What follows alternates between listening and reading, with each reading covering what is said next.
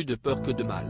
Depuis qu'elle est maman, Jazz multiplie les mésaventures avec ses enfants et particulièrement avec son petit garçon Kaden.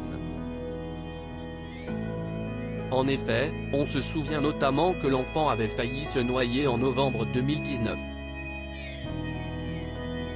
Heureusement, le terrible accident s'était bien terminé puisqu'après un séjour à l'hôpital et une petite période de coma, le fils de l'influenceuse, alors âgé de seulement 9 mois, avait pu rentrer chez lui sain et sauf. Depuis cet épisode éprouvant, tout semble aller pour le mieux.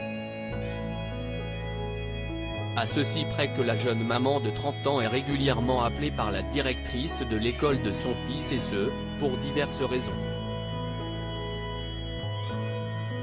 Agacée, celle qui s'est rendue sur le plateau de danse avec les stars pour se produire aux côtés de sa sœur, n'a pas hésité à monter au créneau sur son compte Instagram.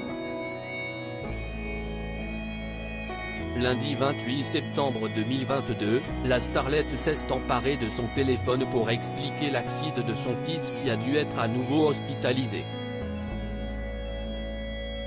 Visiblement dévastée par les événements, elle affiche un visage baigné de larmes aux côtés de son petit garçon. J'ai eu trop mal de le voir hurler de douleur comme ça. Maintenant tout va bien, si est fini. Je vous raconte après, j'ai besoin de souffler, a-t-elle d'abord écrit en story avant de rentrer dans les détails de vive voix. Ce matin alors que je travaillais, le téléphone a sonné. C'était la proviseure de l'école. Elle m'explique que mon fils a eu un accident pendant la récréation. En gros il était assis sur un vélo derrière un copain et il est parti sans prévenir, du coup il a pris la roue dans le visage. Donc je fonce à l'école et quand j'arrive mon fils est à l'infirmerie. Mon fils a failli péter. Il avait un sparadrap sur la lèvre. L'infirmière me dit que si est profond et qu'il faut aller à l'hôpital, explique-t-elle avant de conclure, donc on va voir le chirurgien qui me dit qu'il faut faire 5 points de suture et mettre de la glu pour ne pas qu'il rigole. Il l'enveloppe dans un drap pour le tenir puis le chirurgien ouvre la plaie et fait une piqûre d'anesthésie.